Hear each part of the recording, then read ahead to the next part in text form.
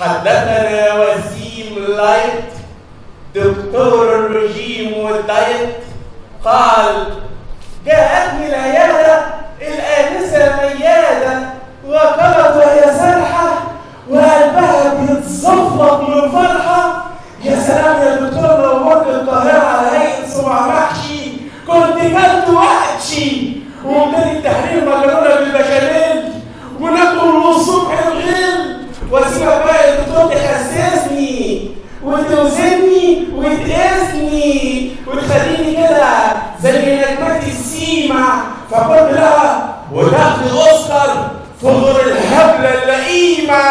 انا هعمل لك نظام خطير وهو التخسيس بالتفكير، وترحمي امي عبير.